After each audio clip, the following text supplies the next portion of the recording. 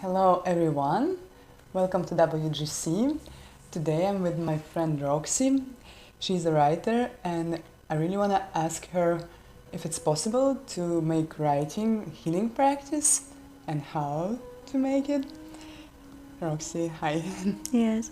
Hi. So I'm Roxanne Noor, and I work as a ghostwriter and an editor, and I also write my own pieces, which are mostly autobiographical, so based on my own life. And for me, writing has been a huge process of catharsis and letting go of the stories that I've held within me for years. And yeah, using writing as a form of release, which I think is available to any one of us at any time. And one of my main practices actually that I took from a woman named Julia Cameron, who created this program called The Artist's Way. It's a 13-week course that basically gets people in touch with their inner child. And the inner child is always an artist at heart, always creating, always in source of state of inspiration and wonder at the world around us. There's so much information we take in and so little expression of it sometimes. And what the morning pages does, which is my practice, you wake up in the morning and it's in between the state of the unconscious mind when you're sleeping and the state of becoming fully conscious. So you just wake up from bed and you just write whatever comes to you. And you write in longhand, so you're not using your laptop, you're really feeling. And this practice, basically what it does is it clears whatever is thoughts you have at the surface so that later on in the day can be real artistic output. So in the morning, I'll write my dreams, I'll write my to-do list, I'll write things that are bugging me. All of it is for healing, actually, to release so that then the necessary thoughts can come, the artistic thoughts can come, the more depth, can come later on. And so the morning pages is kind of clearing slate. And to write in longhand I do usually 3 pages of longhand. You can do more. This state is also really beautiful when you're in between the unconscious and conscious realm because you just let anything come through. And so that's a really beautiful practice. Another one is called automatic writing, which is very similar, where you would just ask yourself a question, actually. So what is within me? What is bothering me? What is important to me? And you really try to let go of the mind and become a channel and just allow. And the best way to do that in writing is, number one, not to judge yourself, and to also realize that writing and editing are 2 separate processes. So when I'm writing, I'm not in state of criticizing myself. I'm not in state of rewording, which can often happen. I just almost word vomit onto page, let whatever comes, and then really I take a step away from it, and the editing is a completely separate process. And automatic writing really lets you see what's going on in your internal processes, and it's super interesting because you don't really know what will come up half the time because you're not consciously thinking. There's other forms of writing I do where I take a subject and I contemplate it, I decipher what I want to say, and then I write, which is very using my mind. Automatic writing is really just doing. This is a real form of catharsis because the state of really allowing. We don't do enough with ourselves. This state of just to express for the sake of expression. There's some times where, I'll write for a publication, a magazine, some article, and you really go in with this thought of there's audience, someone will see it. But when you use art as a healing modality, it's really for yourself. What am I trying to understand about myself? What am I actually hiding from myself? There's so much. The power of word is so potent, and we have so many stories within us. So many things that we want to say to the world and that people deserve to hear. You think you're alone. I think James Baldwin said something like this. You think you're alone, and then you read a book and you realize how everything we felt, even if the situation is different, the feeling is the same.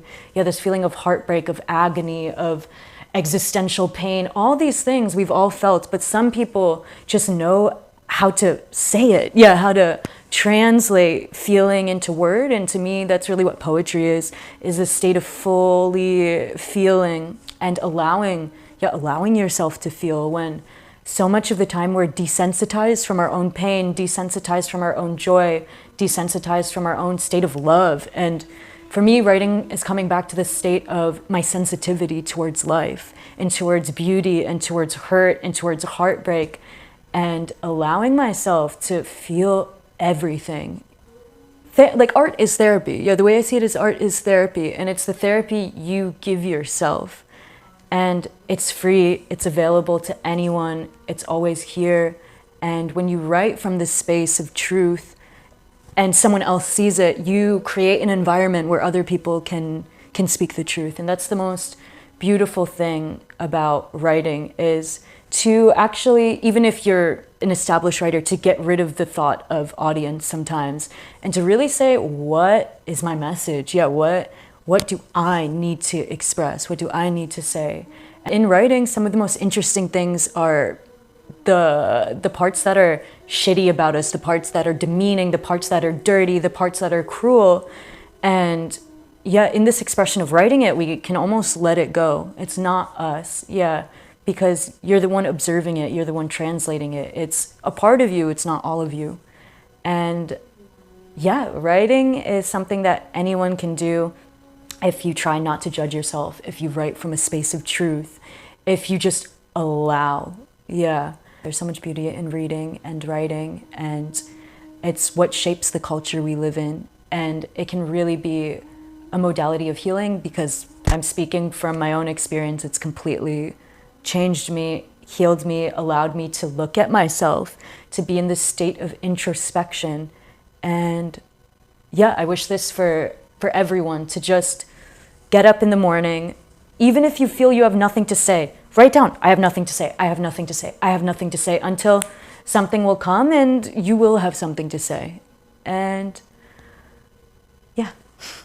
Sometimes I sit down, but yeah, it's difficult to put in words some feelings that we have. So how, yeah, maybe there is some practice that allows to verbalize the experience. Yeah. So sometimes if you can't verbalize an experience because it's so deep or it's so personal, what you can actually do is write in third person. This helps me about my own life. So instead of saying I, because sometimes it feels scary to say I, and especially when you're expressing darker things to yourself, I'll write, just to change it up, I'll write in third person, I'll write she. And it kind of puts me out of myself and lets me observe who I was in that situation from the point of perspective that's not me. Mm-hmm. And so this is one thing when I'm in writer's block about translating my feelings or something deeply personal, I'll actually say she instead of I. This is one practice you can do. Another is to describe the situation from something that's not even human. So you were in the park, what was the tree seeing? This can be another thing. Mm-hmm. Because when we get in these states of not being able to write about our own experience, it's from fear usually of self. And so to take yourself away from this and create a little bit of space can be a really good practice. If you don't want to directly describe how you felt, you could describe going into different senses. So what you smelled, what you saw, and all of your sensory information will then give you the feeling you had. Mm-hmm. Yeah, because most of your feelings is a compilation of all that you have sensed. And there's always this feeling when you write a story that the person you become after it is never the same. Yeah, we're changing so much every day. Even, yeah, I write about something that happened to me a week ago. I don't even feel like the same person sometimes. So there's less attachment, there's more distance. Yeah, so all in all, I think writing can definitely be a form of a healing modality for all people, because we all have thousands of stories that live within us. We all have parts of ourselves that are contradictory, that are interesting. We are always intaking so much information from life. There's always internal dialogue happening. There's always something that we have to say, to express, to let go of. And anyone can write. Anyone who perceives life can write. And it's just allowing yourself. It's not judging yourself. It's letting go of the inner critic, which is a huge part of the healing process, is accepting what's in front of you. And to also enjoy the parts of ourselves that we don't show to others all the time.